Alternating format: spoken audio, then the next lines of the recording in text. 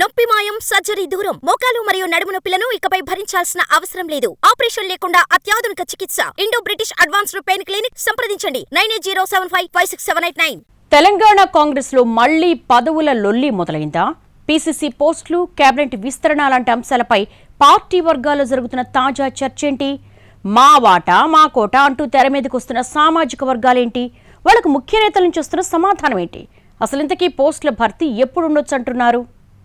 తెలంగాణ కాంగ్రెస్ లో మళ్లీ పదవుల భర్తీ చర్చ జోరందుకుంది.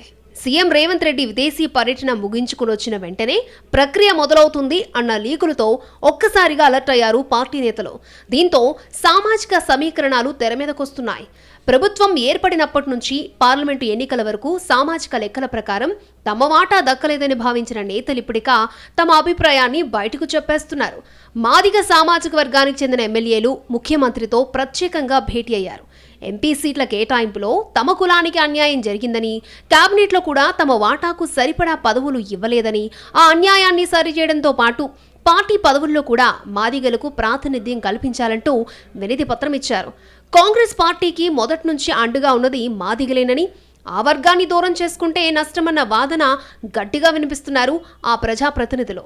కేబినెట్ విస్తరణలో మాదిగలకు అవకాశం కల్పించాలన్న డిమాండ్తో పాటు పీసీసీ చీఫ్గా అదే సామాజిక వర్గానికి చెందిన అడ్లూరి లక్ష్మణ్ పేరును తెర మీదకు తెస్తున్నారు సదరు లీడర్స్. 2011 జనాభా లెక్కల ప్రకారం తెలంగాణలో దాదాపు 54 లక్షల మంది దళితులున్నారు. అంటే అది రాష్ట్ర జనాభాలో 15.5%.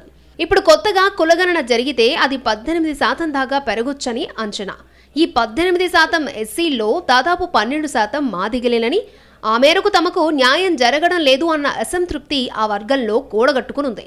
రాష్ట్రంలోని మొత్తం ఎస్సీ జాబితాలో 60.02% మాదిగలుండగా మాలలు 27.11%మేనంటూ కొత్త చర్చను తెరమీదకు తెస్తున్నారు మాదిగ సామాజిక వర్గం నేతలు.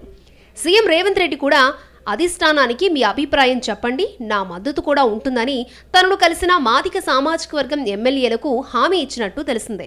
మరోవైపు బీసీ నేతలు కూడా గళం విప్పుతున్నారు. బీసీలకు, అందులోనూ యాదవులకు మంత్రి పదవి ఇవ్వాలన్న చర్చ తెర మీదకొచ్చింది. యాదవ సామాజిక వర్గం కాంగ్రెస్కి అండగా ఉంటోంది కాబట్టి వాళ్లకు న్యాయం జరగాలని అన్నారు ప్రభుత్వ విప్ బీర్ల ఐలయ్య. అయితే బీసీ కోటాలో పదవుల కోసం యాదవ, గౌడ సామాజిక వర్గాలు పోటీ పడుతున్నాయి. పీసీసీ చీఫ్ రేసులో గౌడ సామాజిక వర్గానికి చెందిన 2 కీలక నేతలున్నారు. వర్కింగ్ ప్రెసిడెంట్ మహేష్ గౌడ్, ప్రచార కమిటీ చైర్మన్ మధుయాష్కి గౌడ్ ఈ రేసులో ప్రధానంగా కనిపిస్తున్నారు.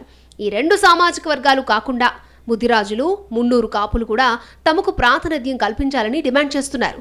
దీంతో సామాజిక సమీకరణాల అంశం మళ్లీ కాంగ్రెస్లో లొల్లి పెట్టే అవకాశం ఉందన్న వాదన సైతం బయలుదేరింది.